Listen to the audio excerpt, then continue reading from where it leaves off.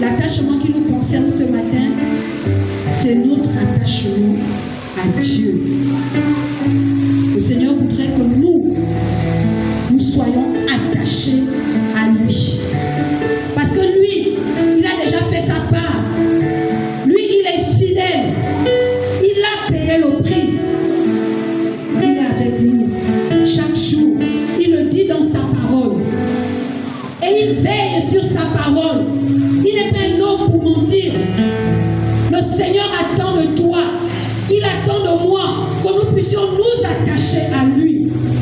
Le lecteur. Et tu jugeras par son nom. C'est Dieu le Père qui parle. Ce sont les orientations qu'il donnait aux Israélites. Il dit, tu craindras l'Éternel ton Dieu. Tu le serviras. Tu t'attacheras à lui. Aujourd'hui, il s'adresse à nous. Il s'adresse à toi et à moi. Il demande à ce que nous puissions nous attacher à lui. Deuxième texte, s'il vous plaît.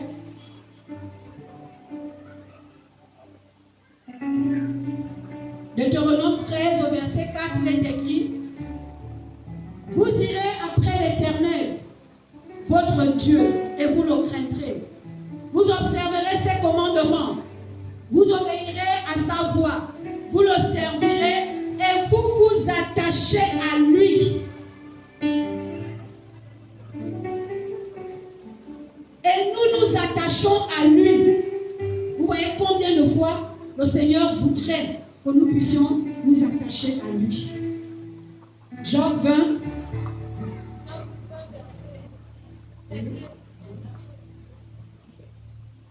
Attache-toi donc à Dieu. Attache-toi donc à Dieu. Et tu auras la paix. Et tu auras la paix.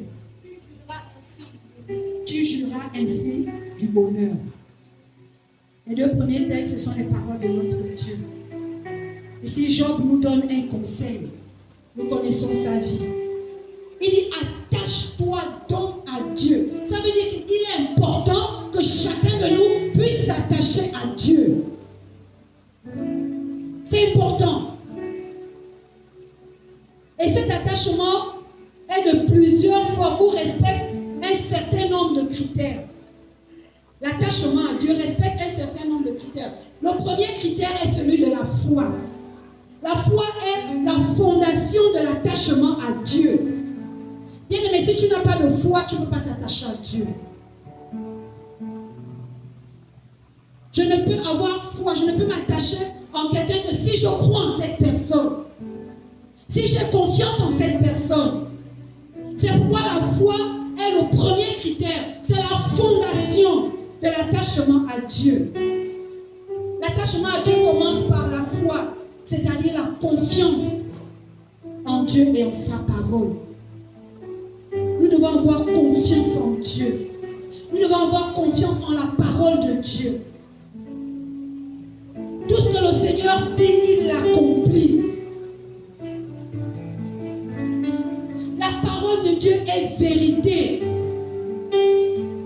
La parole de Dieu est lumière. Si tu n'as pas foi en cette parole bien-aimée, ça ne sert à rien de dire que tu es chrétien. C'est que tu n'as jamais été chrétien. Nous devons avoir foi. Nous devons avoir une totale, une entière confiance en notre Dieu. La foi est souvent présentée comme un don. C'est un cadeau. La foi nous permet de voir au-delà des circonstances, au-delà de ce que nous vivons. La foi nous permet de nous appuyer sur la fidélité de Dieu. Bien aimé, la parole de Dieu déclare: le juste vivra par la foi. Le juste vivra par la foi. La foi est une arme puissante pour le chrétien. Sans la foi, comment allons-nous vivre?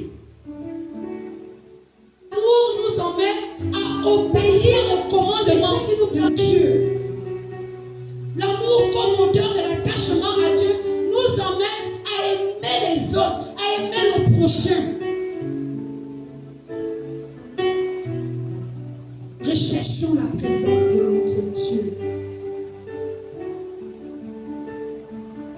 L'amour appelle l'obéissance. L'amour appelle l'obéissance. Et nous avons l'obéissance comme une preuve. L'obéissance est une preuve de l'attachement à Dieu.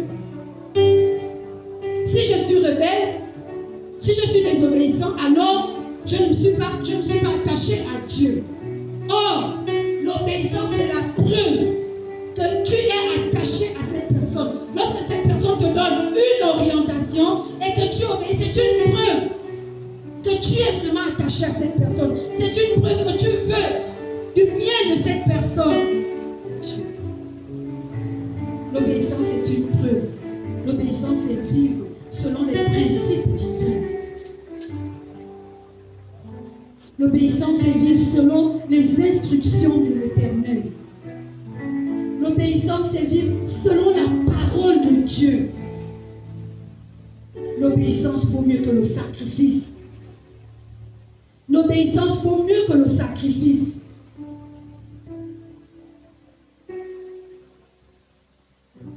L'obéissance est une réponse d'amour envers notre Dieu. C'est une preuve de l'attachement à Dieu.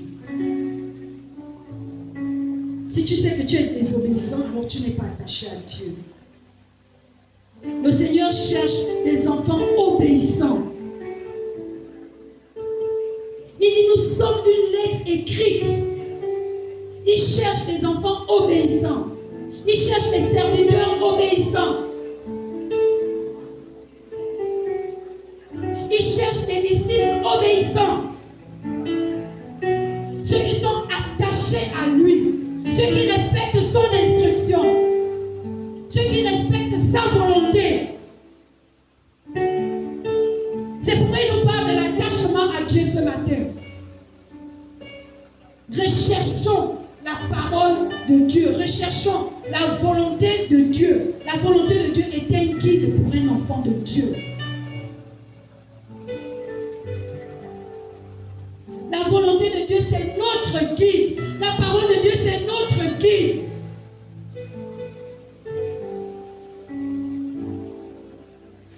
L'attachement à Dieu implique de chercher constamment sa volonté dans tous les aspects de la vie. L'attachement à Dieu implique de rechercher constamment la volonté de Dieu dans tous les aspects. La volonté de Dieu, c'est le guide du chrétien. La parole de Dieu, c'est le guide du chrétien.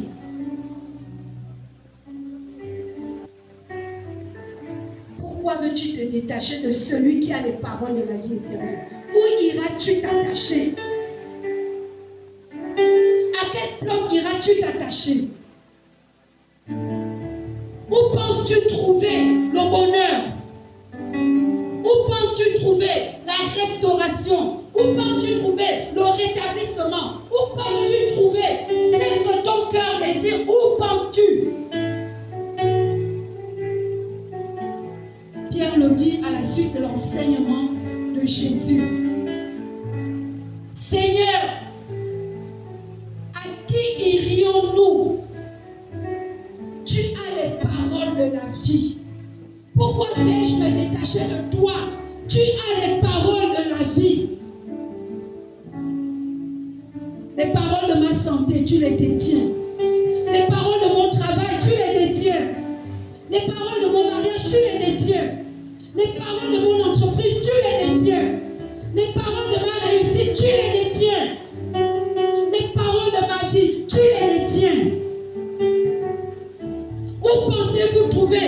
Pierre a su que ce n'est qu'en Jésus où il pouvait trouver la vie éternelle. Bien aimé, ces paroles, nous devons les déclarer chaque jour. Où irions-nous? Il a les paroles de la vie. Les paroles de ma guérison sont avec lui. Les paroles de ma guérison sont avec lui. Les paroles de mon rétablissement sont avec lui. Les paroles de mon succès sont avec lui. Où irai-je? Mais le succès de Christ va au-delà de la mort. Les paroles de la vie. Le Seigneur a payé le prix pour que toi et moi, nous ayons la vie éternelle. Notre vie ne se limite pas ici sur terre. Où irions-nous? C'est Pierre qui le dit. Pierre était un homme de la même nature que toi et moi.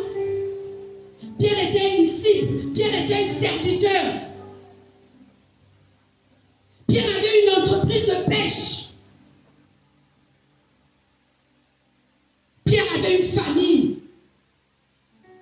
Mais malgré tout ça, il n'avait pas encore réalisé. Mais il a réalisé. Où irais-je, Seigneur? Tu as les paroles de la vie. Bien-aimé, qu'est-ce que tu vas chercher encore dans le monde? Qu'est-ce qui t'attire encore quelque part? Il a les paroles de la vie. Les paroles qui changent. Ouh, quel Dieu merveilleux. Quel Dieu merveilleux. Tout est avec toi. Pierre a compris qu'il gagne en suivant le Seigneur. Pierre a compris qu'il gagne plus en s'attachant à Dieu. Pierre a compris qu'il gagne en suivant Christ. En allant avec lui. En marchant avec lui. Le meilleur compagnon. Pierre a su que c'est le meilleur compagnon. Il a compris que Christ est le meilleur compagnon. Où irais-je? Qu'est-ce que j'aurai si je me détache de toi? Qu'est-ce que je vais gagner si je me détache de toi? Seigneur, en toi j'ai tout. Tu as les paroles de la vie. Le grand Pierre, il dit, tu as les paroles de la vie. Bien-aimé dans le Seigneur, à l'époque de Pierre, il y avait des jolies femmes. À l'époque de Pierre, il pouvait dire, je ne suis pas Jésus. Il y avait du travail en abondance. À l'époque de Pierre, il y avait les distractions. La preuve, lorsque la parole de ceux qui lisent, on nous parle d'une des prostituées. Ça veut dire qu'il y avait des distractions à l'époque de Pierre. À l'époque de Pierre, on cherchait aussi l'argent. Mais Pierre a réalisé. Pierre a tout compris. Que ce que je cherche là, si je cherche seul, je vais me faire du mal. Si je cherche seul, je risque de perdre ma vie. J'ai besoin de chercher avec quelqu'un. J'ai besoin de m'attacher à quelqu'un. Et il a compris. Il pouvait déclarer, Seigneur, où irais-je? Où irais-je? Toi, tu détiens la parole de la vie, celle que j'ai cherchée dans le monde, que je n'ai pas pu trouver. Mais en toi, je trouve cela. En toi, j'ai tout.